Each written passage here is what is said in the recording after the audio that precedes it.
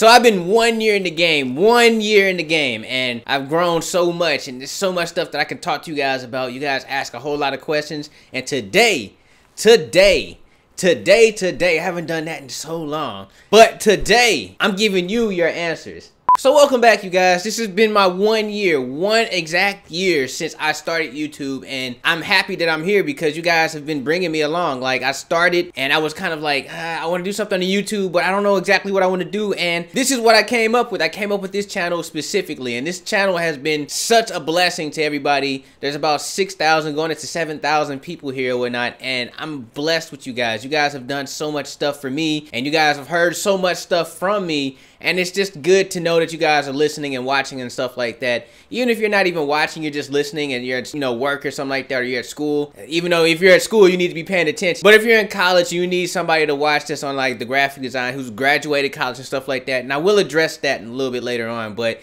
if you need somebody that you just need to just listen to or whatnot, and it's me, then I'm so glad that you guys followed me and I'm actually helping you guys out along the way, because that's awesome. And I'm glad that I can be that somebody for you guys. When I started graphic design, there was no YouTube at all, and when you had to look for like tips on like Photoshop and tips on like Illustrator, you either had to refer to the manual or you had to refer to something that was on the internet, and it was like a long list of steps that never came out to be what it was. As a matter of fact, that's how I learned the sketch effect. Like, I was like, how do I turn pictures into sketches on Photoshop? And I learned that from straight reading off the internet, and that's like one of the most easiest effects. I might do that for you guys later on. Let me know in the comment section below if that's something you want to see. But let's get into it today. And today what I want to do is go through the YouTube channel, look at people's comments, and answer questions. I'm not going to do a lot of them, but I want to answer some of the questions that I feel like, a lot of people ask or whatnot. So I've got my phone here, and just the iPhone SE, so it's not really the newest anything,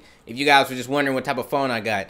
And you guys can kind of see my iPad back here. I want to do kind of like a what's on my iPad video or whatnot, for graphic designers. Not even just for graphic designers, but for t-shirt designers and t-shirt entrepreneurs. So if you guys are into that, let me know in the comment section below. I'm saying that a lot because this year, my call to actions are going to be on point, all right? I want to get some things like strong, but we want to get into that a little bit later on. I'm going to go ahead and get to this Q&A. So the first question comes from Spice's Night. He asked, or she asked, does Spreadshirt print and ship the shirts and charge people for the shipping, or does it get taken away by the content's price? Now this one's kind of a hard question to answer because you do have shipping fees no matter what, you know what I'm saying? So shipping fees, you can get like the express or the premium or something like that. I'm pretty sure they're not really charging that much for shipping, but I do know this much. If you're in Canada and you're trying to buy something from United States Spreadshirt, all right, they're going to send it to you and you're going to have to pay like $30, you know what I'm saying, to get that. And it's going to suck because you wanted to get it for the regular price. And then as soon as it comes to your door, there's also a bill for it or whatnot.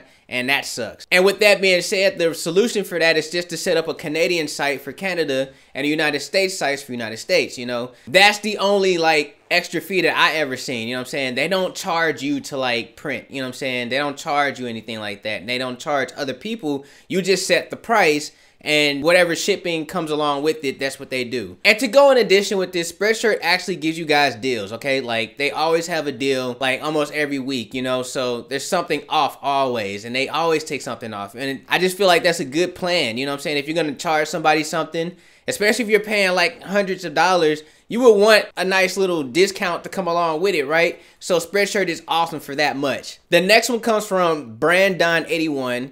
He says, how are you getting your designs from Spreadshirt not to come out blurry? Now, this is what I tell people, all right? If you're going to make a t-shirt design, you want to have an EPS unless you have to, like, use gradients and stuff like that. Now, gradients is like the shadows in a picture.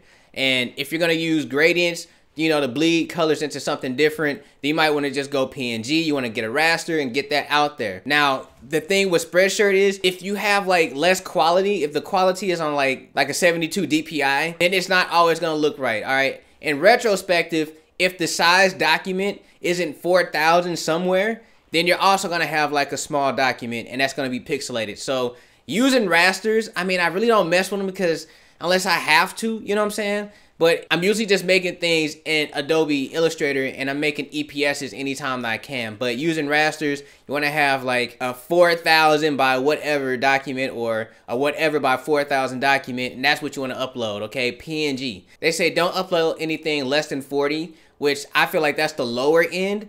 But if you upload something like 4,000, that's the higher end. And the way that I usually set up my documents is that I make a 14 by 18 document. So it's always up and down, and that's pretty big. And with that, the DPI is always set to like 350. Now 350 is a little bit overkill, but that's just how I've been working since I got on Photoshop. And then with that, sizing up and down. So, and that's another thing, like sizing up on like a raster image always destroys the image, but sizing down makes it just a little bit more sharper, a little bit more clean on the edges and stuff like that. It's not gonna be crisp because it's a raster, but it will have like nice quality there and there, and the colors will be saturated. So that's just something that I learned from experience. The next question comes from Mohammed Samer. He says, which is better, Spreadshirt or Printful? Now there's a lot of Spreadshirt questions here. I don't know much about Printful. I think Printful is a integration site where you can, like, I think you set up a truck and you can send your designs to Printful and they'll print it out and then they'll send it to delivery. From there, it gets shipped out. I'm not 100% sure, but if I remember correctly, you can have them mock up like a shirt or whatnot. I'm not 100% with this, you guys. And I think they cost too, so I'm not 100% on Printful because I've seen it and I was just like, I'd rather just go with Spreadshirt because Spreadshirt has that already made integration and stuff like that, and then with that I can just put it all together. Now I do know Printful does like different printing techniques and stuff like that, so they have screen printing and they have a direct to garment and they have heat press vinyls and stuff like that, but I rather still just mess with Spreadshirt. Oh yeah, Spreadshirt has that printing smell as well, so like it's a trade for a trade, man. Whatever you like is whatever you like, but for me, I value the fact that if it's easy and they're the experts or whatnot, let them do it. I said this in another video. If they're the expert POD, let them do what they got to do. They can handle the shipping and they can handle the returns. I don't know too much about Printful. If you guys know anything about Printful, let me know in the bottom section below. As a matter of fact, I might even bring one of you guys on this channel to talk about Printful. So just let me know. This next one comes from Herman Knight. Herman Knight asks, can a man make a designer t-shirt for women and would that be weird? Actually, Herman, that's a very good question. And the thing is, I think men created women fashion some years ago. I remember hearing that about like beauty and stuff like that. And then fashion evolved around beauty and stuff like that. And then you have to think about like photographers. There was a whole lot of men photographers back in the history of it or whatnot.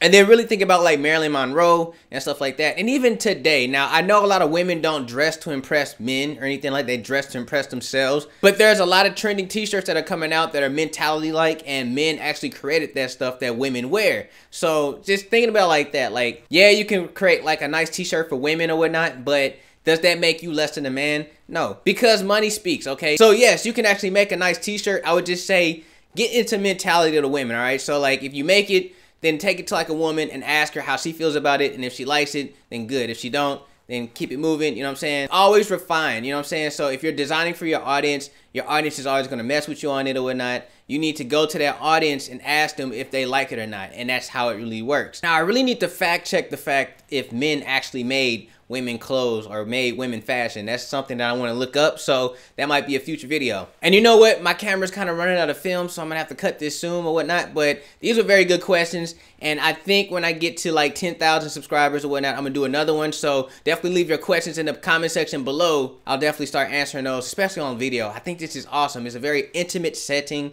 and you guys get to see me smile and stuff like that, and it's bright here or whatnot.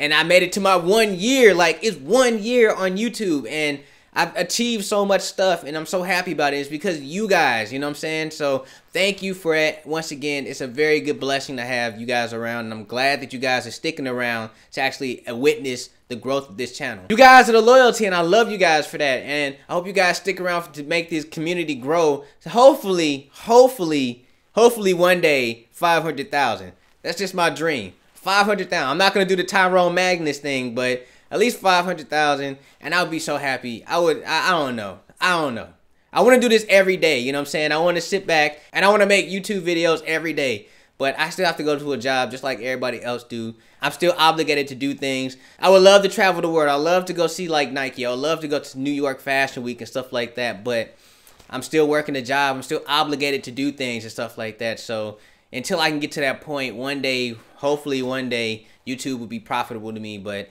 until that actually happens, you know what I'm saying? And even if it's not, the Lord will provide something for us to happen, and I'll be able to get there. But I'm very thankful for you guys, and I'm very thankful for the people who are sticking around to actually watch the growth of this channel. So with that being said, you guys, I hope you guys liked, and if you did, give me a thumbs up. And if you're new to the channel, go ahead and subscribe, because I just told you, like, there's dreams and there's aspirations coming with this channel, and you guys are making it happen. So definitely subscribe, and we can get there one day. And make sure you hit the bell so you can know when I'm uploading and stuff like that. That bell notification. Let me know you love me by hitting that bell notification. But with that being said, you guys, I have to get up out of here. So stay amazing, stay creative, above all else, stay awesome.